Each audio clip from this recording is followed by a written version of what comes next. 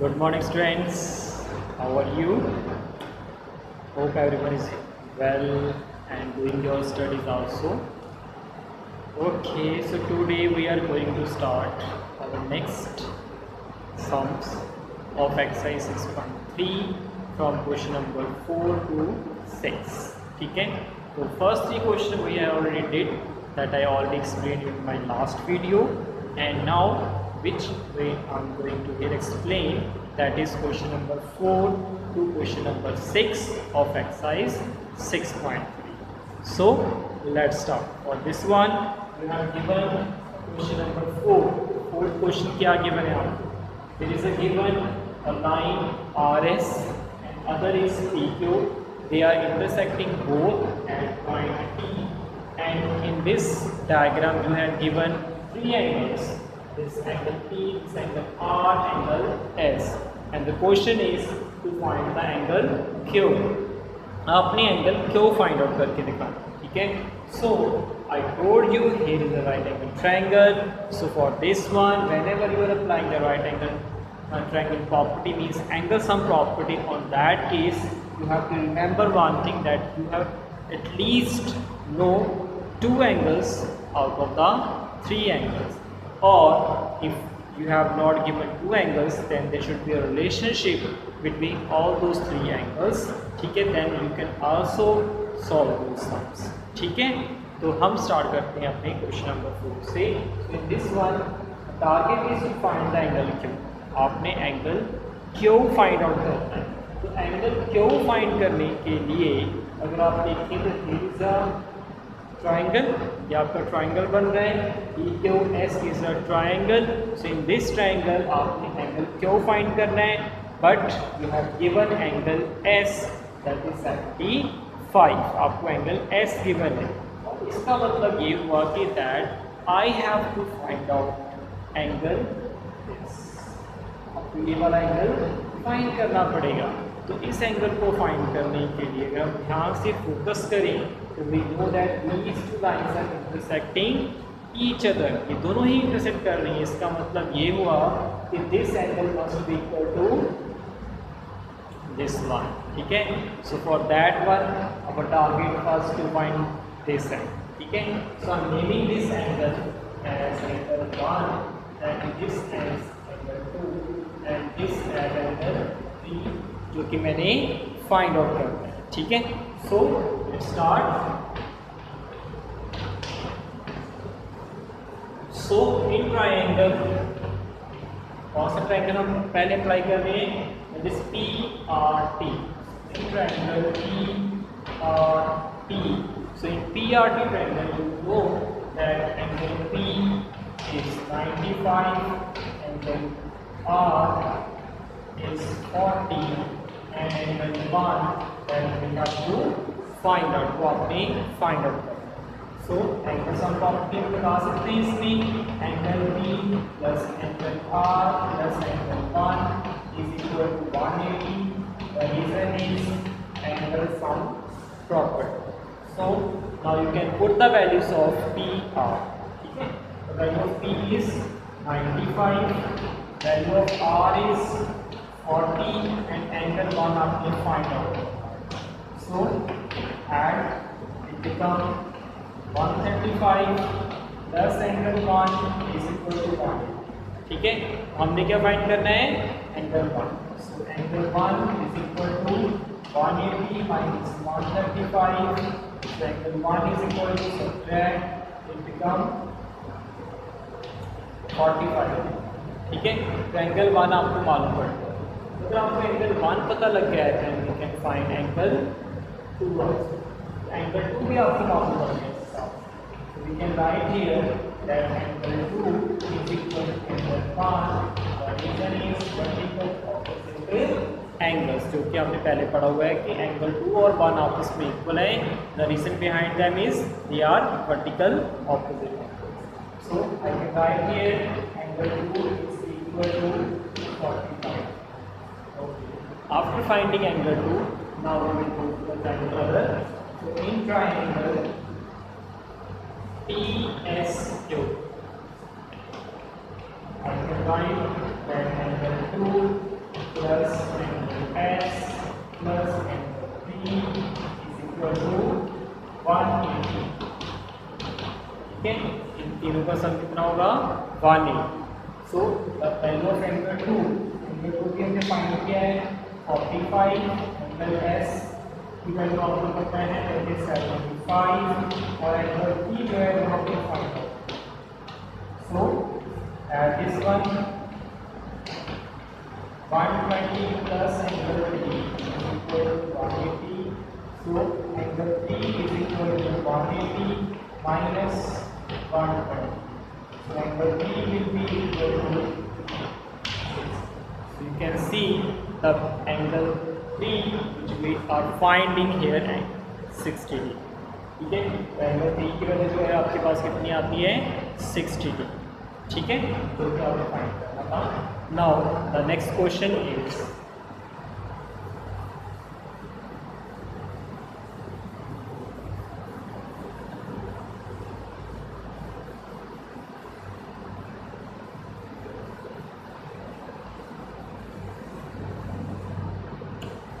so in the next question you have given a coordinator PQRS and the question is to find the value of x and y. आपने x को पता करना है as well as y को. Question में हमारे पास बेटा क्या है कि अगर आप ध्यान से देखो मुझे ये ट्रायंगल अप्लाई करना है PQS, but in PQS you have two unknown variable, दो है, जबकि हमने क्या बोला था कि हमें सिर्फ एक ही चाहिए. इट मीन्स मुझे इस either x or y I have to find first. So for this one you can say in triangle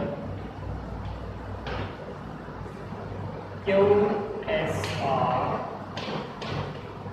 ठीक है, अब QSR ट्रायंगल हम पहले यूज करेंगे. In this one if you see carefully that this 65 is exterior angle जो कि इसके opposite interior angle के इक्वल होगा. ये आपने पढ़ा हुआ है अपने, ठीक है, लास्ट 7th क्लास में. तो I can write here angle 1, I can write that angle 1 plus 28 is equal to 65. ठीक है, और also one thing more, you can do one thing more. And you can also write x plus 28 is equal to 65 because if you see carefully this 4 and this are alternate interior angles. So we apply that, it will be easy. Okay.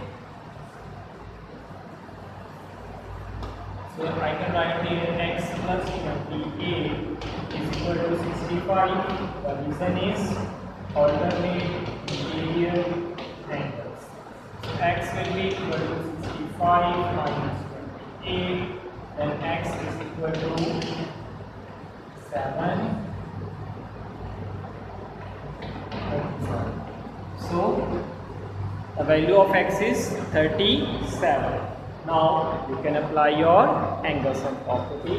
So in this one, in triangle PQS, you write that 90 plus y plus x is equal to 180 degree angle sum property. As I told you that this symbol is for representing 90 degree. So 90 this one, 90 plus y आपको find करना है and value of x क्योंकि भी हमने find किया है 7 is equal to 180. ठीक है बेटे, so y plus and become 127 is equal to 180. So 127 जब प्लस हो रहा तो उस साइड जाके माइनस हो जाएगा. So y is equal to 180 minus 127 and y is equal to, now subtract, आप दोनों को करेंगे subtract. So 10 minus 7 will be 3. 7 minus 2 5. So it become 53 degree will be your y. So y की value क्या आएगी आपके पास 53 degree. Okay, so now let's start for our next question.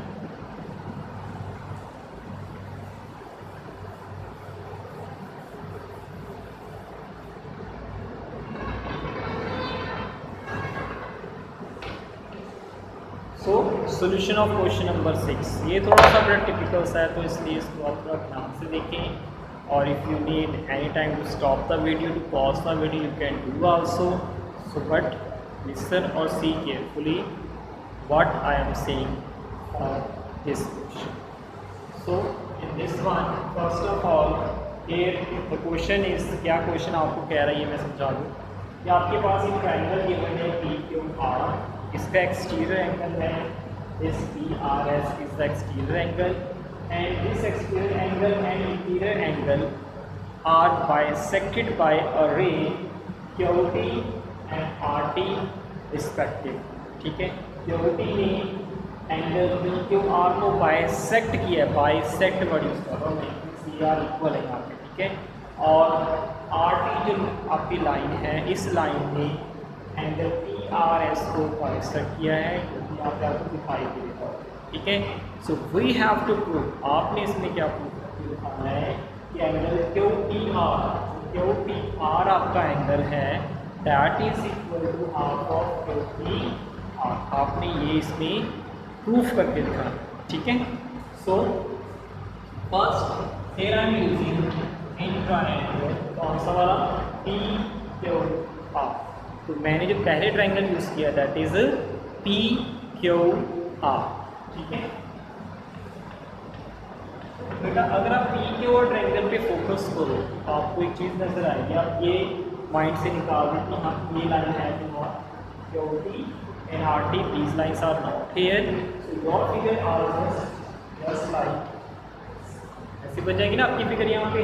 ठीक है, so in this one this exterior, ये आपको exterior angle दिख रहा है, this angle equal to sum of opposite interior angle, ये आपने पढ़ा हुआ ऑलरेडी 7th क्लास. ठीक है, so I can write here that angle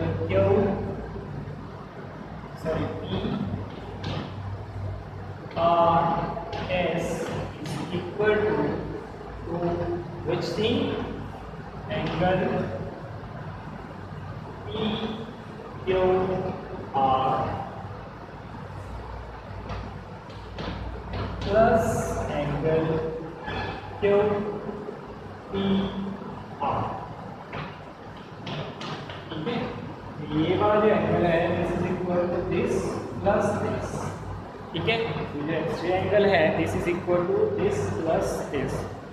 I did that thing here. Okay, now this PRS, जो आपको PRS नजर आ रहा है, इसमें आपने देखा है कि दिस RT बाइसेक्ट कर रहा है. ठीक है, तो आई कैन राइट, आप इसी को फिर क्या लिख सकते हैं कि दिस ये वाला एंगल और ये वाला एंगल क्या हो गया आपस में equal, both are equal, so I can write this is double.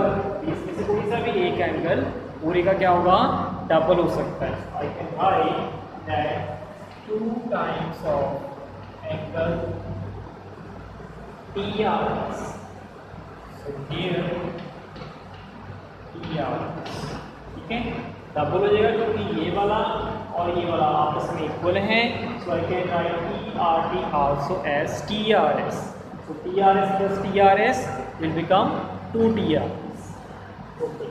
In the same way, this PQR also can be written as. तो इसे बाइसेक्ट हो रहा है ना आपके पास, तो this PQT and PQR both are also equal.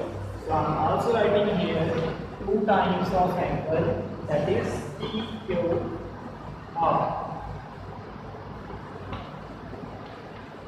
plus angle QTR. इसको आप यहीं पे लीव कर दीजिए, यहीं छोड़ दीजिए. Okay, now move to the another triangle. अब आपने फिर से वो ट्रायंगल देखना है जिसमें आपके पास एक्सटीरियर एंगल के साथ हम यूज कर रहे हैं that is QTR. Triangle QTR triangle की अगर हम बात करते हैं तो इन दिस QTR ट्रायंगल आपका जो एक्सटीरियर ट्रायंगल है कौन सा है फिर इसमें, अब इसमें ये वाली रे और ये वाली रे, ये दोनों आप भूल जाइए कि यहाँ पे कोई रे है भी है। अब आपका डायग्राम कैसे बन जाएगा,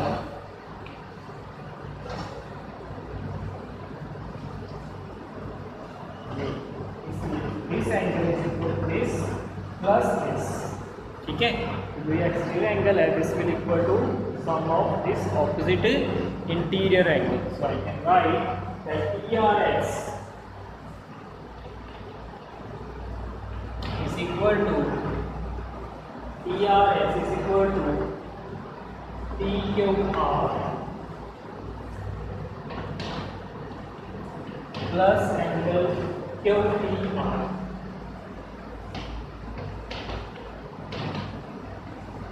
ठीक है बेटा, ये आपके पास second equation. And after this if you see carefully we have the value of TRS।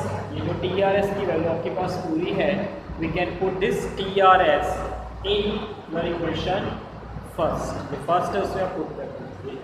so put equation second in equation first। तो जो second आपके पास है इसको आपने first में put करना है। तो 2 TRS ये सारी आपके पास that is angle TQR plus angle QTR is equal to 2 times of angle PQR plus angle QTR। ठीक है, ये आपका राइट साइड जो है वो वैसा का वैसे ही पड़ा है, और लेफ्ट साइड में PRS की जो वैल्यू मैंने निकाली थी वो मैंने इसमें पुट कर। ओके, आफ्टर दिस वन आपने क्या करना है, you just multiply this 2 inside the bracket। ठीक है, तो मल्टीप्लाई जो आप करोगे तो ये क्या बनेगा, 2 times of angle PQR plus 2 times of angle QTR। ठीक है, वो आपका अंदर ब्रैकेट में मल्टीप्लाई हो गया है, and this will remain as it is, this equal to 2 times of angle PQR plus angle QTR। ठीक है, वो आपका सारा as it is, right side में कोई चेंजेस नहीं, वो सारा आपका as it is. Okay, after this one you can see that PQR is cancel with TQR। तो PQR से QR का पूरा कैंसिल हो जाएगा क्योंकि वो बोथ आपके क्या है, सेम है। ठीक है, तो after this one you have remain 2 times of angle QTR is equal to angle QTR। जो आपके पास रह गया वो मैंने यहाँ पे लिख दिया है, and now you can see what that this 2 is multiplying here, you can take on the divide because it is set in the proof. So angle QTR is equal to half of angle QTR, hence ठीक है। So like this students we have proved question number 6। okay, so I know for this question there is a problem, so you can see the video again and you can pause wherever you need this one। ठीक है students, thank you and happy learning to all. Thank you sir.